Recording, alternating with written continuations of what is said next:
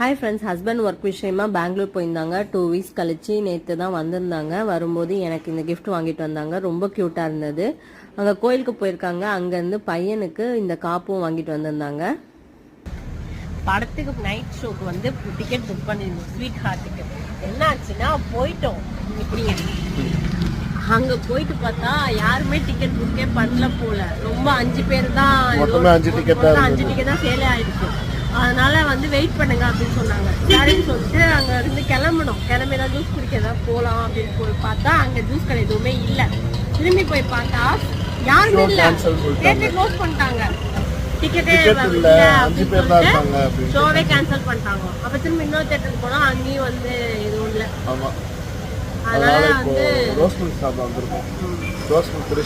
வீட்டுக்கு போறோம். இந்த பையனுக்கு தெரியாம வேற வந்தோம். Bye.